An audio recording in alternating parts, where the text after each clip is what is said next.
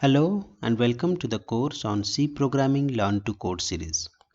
In this lecture, we will continue the discussion on while loop. In the last lecture, we talked about while loop and where I have explained that if you want to execute a statement or if you want to execute some of the statement multiple times, then you need to include it inside the body of the while loop.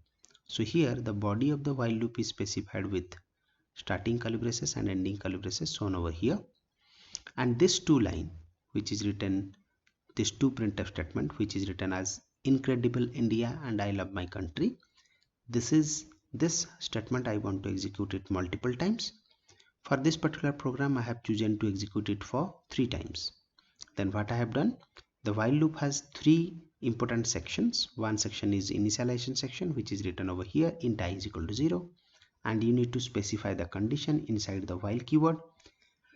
And finally you have to increase the value of I so that the loop will goes on for 3 times or execute 3 times. Okay, so if you see this particular code and if you want to execute this code, and you have already seen it in the previous class itself, so if you execute this, you can see the output is coming incredible India I love my country 3 times, right? So can it will be possible through other techniques too? Yes, it is possible. So that means I am talking about is it necessary that you need to initialize I with 0 and you have to increase it by 1? So is there any other way to solve this problem, or you have to mention the section, or you can modify the sections of different section of while loop? Yes, it is possible. Let me show you different way to achieve this output. So let's begin with the division condition. Let's say in this particular program, if I want to execute it something like this, suppose instead of writing I is equal to 0, I will write I is equal to, let's say, 5. Okay, then instead of writing the condition as I is less than 3, what I'll do is I'll write until and unless I is not equal to 0. Okay, so to make this I reach to 0, what I will do is I will write I is equal to I divided by 2. So by doing this, I can also do the same thing. That means execute this 2 line, that is printf incredible India and I love my country, will be executed 3 times. So let me show you the output, then I'll explain how I have done it, how I did it. Okay, so if you run this code, you can see same thing will happening. That means this 2 line of code will be executed 3 times only. So how I have done it? So you can see over here, if you notice, I have initialized I is equal to 5. So let's say initially I is 5, and in the condition what I have checked, I checked 5 is not equal to 0. So this time the condition is satisfied because 5 is not equal to 0. So we entered into the loop and this 2 line gets executed. That is why the first line gets printed, first 2 line gets printed. Fine. Then what I have done, this line gets executed. When this line gets executed, we will divide it by 2. So 2 2s are 4. Okay, and we get a remainder, and the quotient is 2. Okay, this quotient which is 2 is assigned to I. Okay, now what is the value of I now? So I value is 2. So from here the control will goes over here, and he will again check. Instead of checking 5 is not equal to 0, now it will check 2 is not equal to 0. Again the condition is satisfied. So when the condition is satisfied, the control enter into the loop and execute this 2 line. So when this 2 line gets executed, we will get this output, right? And finally again 2 will be divided by, means this line will execute, and we are going to perform another division. So 2 1s are 2. Okay, so we will get a remainder 0. The quotient is 1. So that means now the I value is 1. From here we will go here, and now it will check 1 is not equal to 0. Condition again satisfied. So when the condition satisfied, we entered into the loop, and after entering into the loop, this 2 line gets executed. So that's why this line gets printed over here, right? Then finally this line is again executed, so which is 1 divided by 2. So 2 zeros are 0, so we'll get a remainder 1. The quotient is 0. So from here the I is turned into 0. when we come here, 0 is not equal to 0 gets tested. So 0 is not equal to 0 is false. That's why all these three lines, neither this line, neither this line, neither this line executes. So all these three lines will not execute and the control come out of this loop. So when it is coming out of the loop, already the three statements has already been printed. So that means it is not mandatory that you have to specify the increment and decrement symbol over here. Okay, so for increment and decrement I have shown you in the last video itself. This time I am trying to show you the same thing by the help of your division operator. Okay, so interestingly you can notice that even if we are not following the syntax I am writing increment and decrement, but I am trying to divide it over here. So anyway, suppose you want to execute this two line. So if that is our objective, so to execute this two line, I have to modify the initialization line of shown over here, then the condition shown over here, and the increment and decrement part shown over here in such a manner that this loop will execute multiple times. So that is must be our objective, so that our conditions gets executed. Okay, so you can also achieve this by the help of multiplication, means multiplication operator too. So let me show you one example with multiplication operator. So suppose you want to execute this two line, but you don't want to use increment, decrement or division operation. So you can perform something like this. Let's say you will initialize I is equal to, let's say, 3. Okay, then what you are going to do is, instead of writing I is less not equal to 0, you can write I is less than equal to 13. Why it is 13, I'll tell you. You'll able to understand while I am going to execute it. So instead of writing I is equal to I divided by 2, I may write I into 2. Okay, so because 3 2s are 6, 6 2s are 6 2s are 12. Okay, that is why I have given the condition as 13. I want to execute this 3 times. So as I have initialized I is equal to 3, so when it is gets multiplied, it should stop when I becomes 12. Okay, so when it is becomes 13, we can stop it, or we can just write instead of writing I is less than equal to, I can also write I is less than 13. So this will works too. So let me show you. First of all, I'll show you the output, then I'll execute it with all the lines present in our program. So if you run this code, if you can notice the output is same, that is incredible India, I love my country, printed 3 times. So let us execute it one by one, line by line. Okay, so let me take the pen tool over here, let me change the color. Well, so what you have done is you initialized I is equal to 3. So initialized with I is equal to 3, and we are checking 3 is less than 13 or not. So condition is true. So the condition is true, we are entering into the loop. First line gets executed, second line gets executed, and this two line gets printed in your output screen, right? Then we come over here. So here what is written, I is equal to I into 2. So I is having 3, value 3. So 3 into 2 becomes 6. Okay, so now we got the value as 6. So from here we will go here, and we are going to check again 6 is less than 13 or not. Yes, it is less than 13. Again we entered into the loop. So this line and this line will be executed, and we get this value. Okay, finally when this line gets executed, what we are going to do, so now that our I is 6, so 6 into 2 becomes 12. So now we are going over here again, and we are checking 12 is less than 13 or not. Yes, it is again satisfied.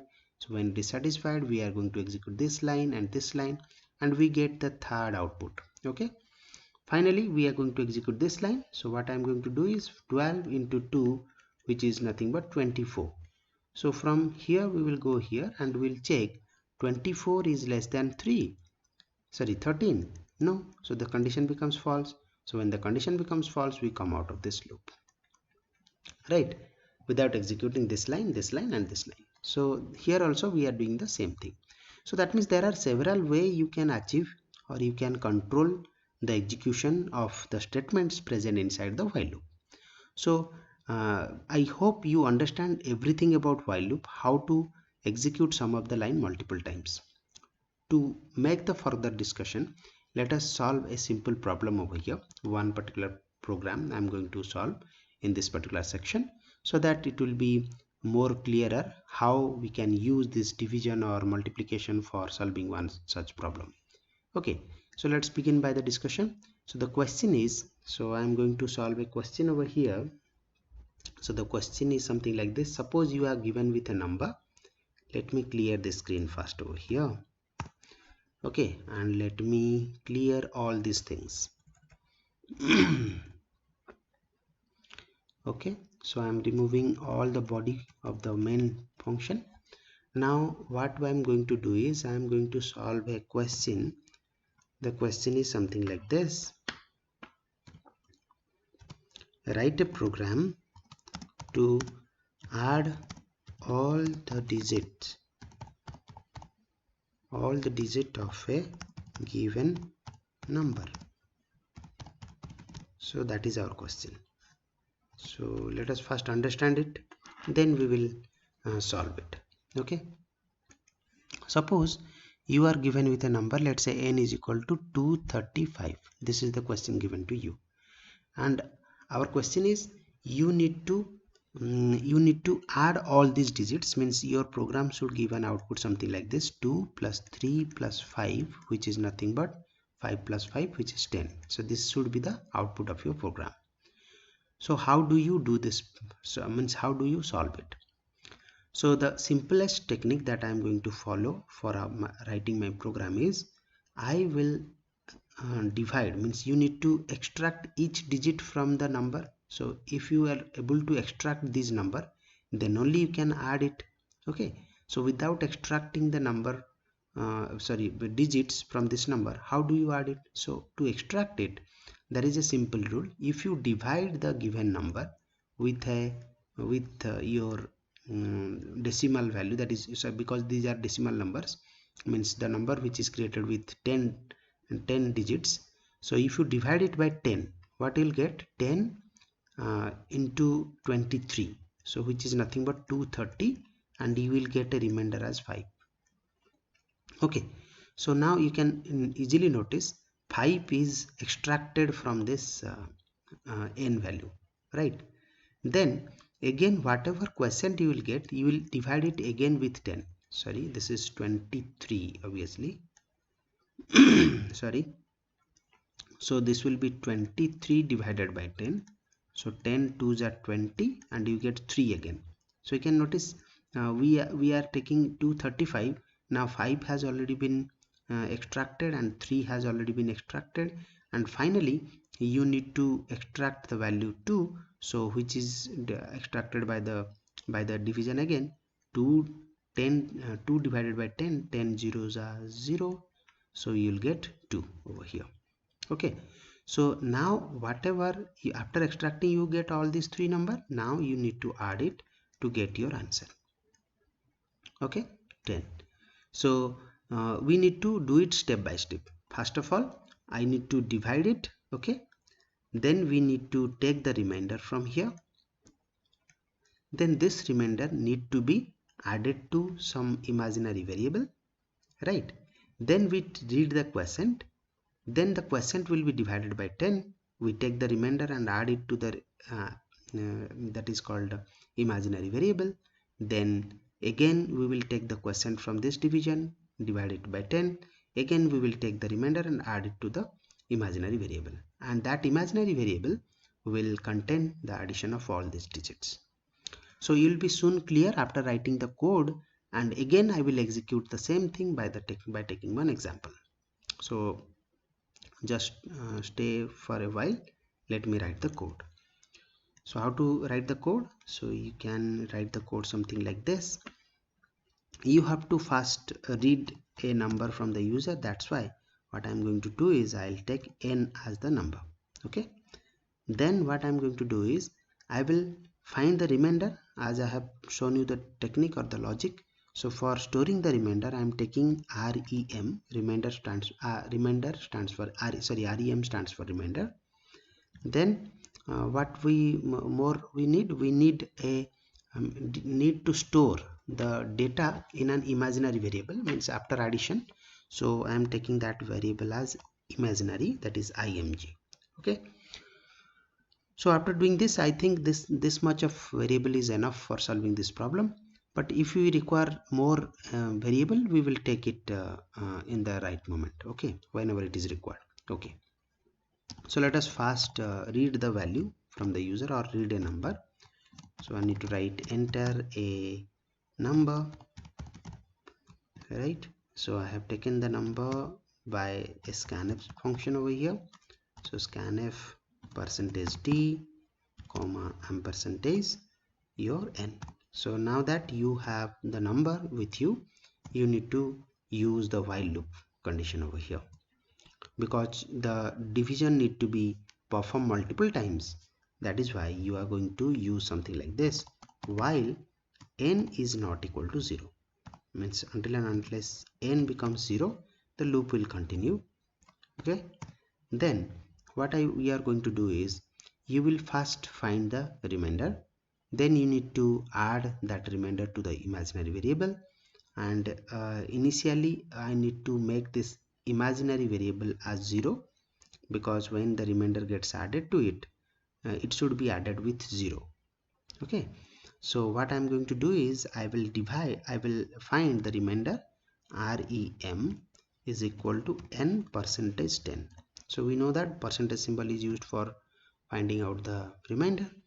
Then what you are going to do is, you will write img, or imaginary variable, equal to img plus your remainder, whatever remainder you will get.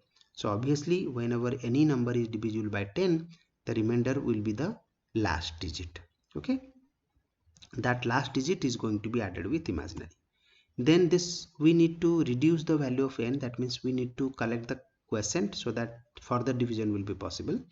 So what you are going to do is, you will write n is equal to n divided by 10, so that by doing this you will get the quotient. So that quotient is need to be checked in the conditional part of your while loop. Okay, so when n becomes 0, we will stop the division. Finally, after you get this, you will get your result inside the imaginary.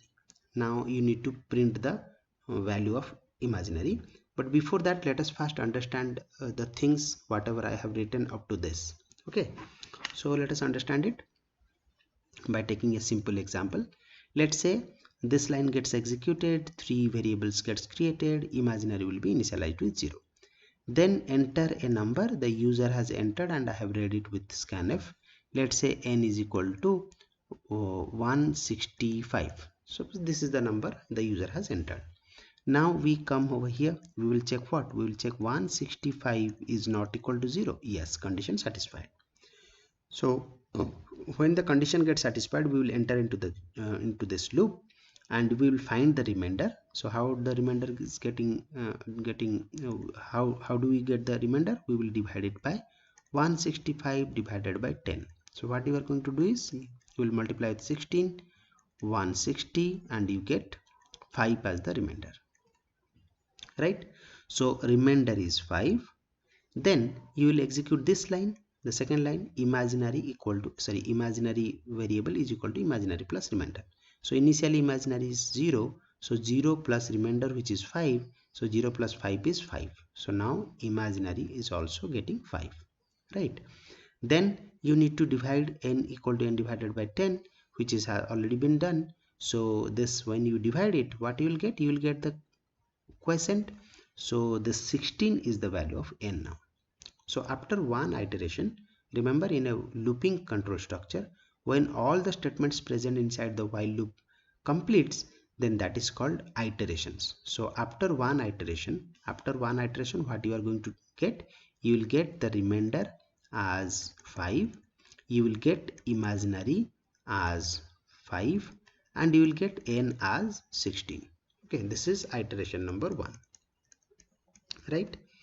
Then what will happen? We will go for the next iteration, because until the condition becomes true, these lines gets executed multiple times. So let me erase all these things. Okay, and we will discuss about the second iteration. So in the second iteration, what is the value of n? N value is 16. Okay, so 16 is not equal to 0. Condition again satisfied.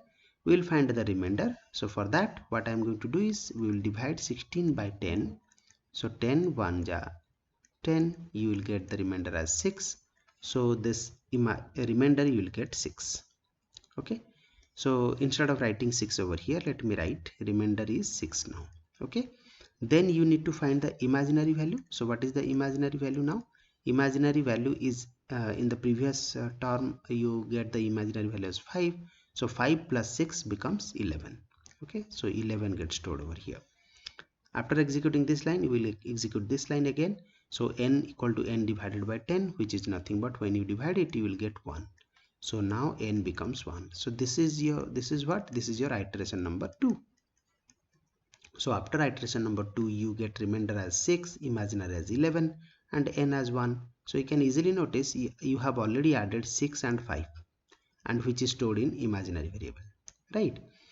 Then you need to execute, you need to continue the process, means process of execution. So the process of execution says until and unless this condition becomes true, the statements gets executed. So now what is the value of n? N is 1. So 1 is not equal to 0, condition again satisfied. So when it is satisfied, the remainder will be calculated. So how the remainder will be calculated? The third iteration I am drawing over here. So 1 divided by 10, which is nothing but 10 zeros are 0, you will get 1 as the remainder. Okay, so what you are going to get, remainder is 1. This part is over. Then the next line, imaginary equal to imaginary plus remainder. So you get imaginary, what is the value of imaginary? Previous value is 11. So 11 plus 1 becomes 12. So 12 is now stored in imaginary. Then you need to perform n equal to n divided by 10. So 1 is divided by 10, you will get the result as 0. So n becomes 0 now. Okay, so this is your iteration number 3. So after 3 iteration, the n value becomes 0. So from here, when the control will goes here, then it will check 0 is not equal to 0, the condition becomes false. So when the condition becomes false, we will come out of this loop. Now you can easily notice img, the imaginary variable, is now containing the addition of all the digits.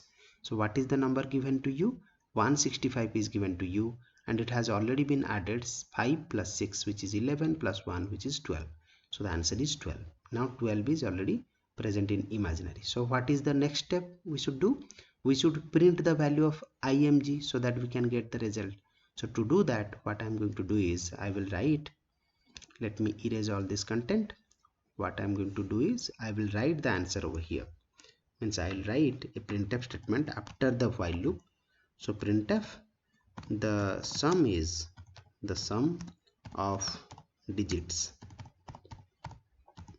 Sum of the digits are equal to %d. You will write img over here because imaginary variable contains the addition value. So we get the result in imaginary. So let me run this code. So if you run this code, you can easily notice it is asking for the first number. Enter a number. Let's say I'm taking 165. Then you can see the sum of the digits are 12. Let me run it again. And you can notice, let's say I'm entering 5421. So this will be 5 plus 4 is 9 plus 2 11 plus 1 is 12. So you can notice the output is 12. So that means it is working fine. I hope you understand the entire concept of while loop and you have enjoyed the videos. Thanks for listening. Goodbye.